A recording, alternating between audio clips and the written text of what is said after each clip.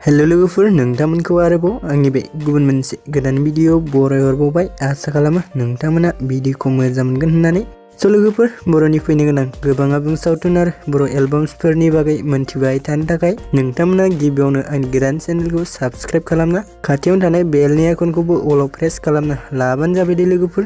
Actually नोंथांमोना मिन्थिखाबाय जानांगौ title एबा थाम्बनेल नायनानै दिनै आं मा भिडियोनि सायाव आपडेट लानानै फैदों। एक्चुअली लोगोफोर भिडियोफोरा गोरोन्थिफोर जालांब्ला नोंथांमोनखौ निमाहा होगोन होनना आसा खालामनाय थाबाय दि। लोगोफोर दानिया फैदो दे बे अफिशियेल मिउजिक भिडियोनि बागै एसे मिथिना लादिनि दे लोगोफोर। नोंथांमोन बे अफिशियेल मिउजिक भिडियोखौ एज ए फिल्म एन्ड प्रोडक्शन बेनाराव आपलोड खालामनाय जादों दि आरो लोगोफोर बे अफिशियेल मिउजिक भिडियोनि टाइटेलानो जाहैबाय हर गेजेर दे लोगोफोर।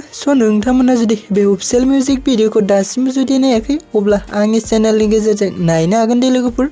नोंथांमोन दानिया फैदो दि जों बे अफिशियेल मिउजिक भिडियो गुबै सोरनि फाव खालामनायखौ नुनो मोनगोन होनबा लोगोफोर जों बेयाव गुबै फाव खालामनायखौ नुनो मोनदों जोंमा आरो जोंथि दे लोगोफोर। एक्चुअली नोंथांमोन बे अफिशियेल मिउजिक भिडियोनि रिलिक्सखौ खालामदों बिसेसर बसुमतारिया खालामदों दे लोगोफोर आरो लोगोफोर बे अफिशियेल मिउजिक भिडियोनि मेथाइखौ रोजाबदों बिसेसर बसुमतारियानो रोजाबदों दे लोगोफोर। कनसेप्ट एन्ड डाइरेक्सनखौ खालामदों निजोम बसुमतारि आरो लोगोफोर बे अफिशियेल मिउजिक भिडियोनि प्रडिउसारानो जादों जोंसार बसुमतारि दे लोगोफोर।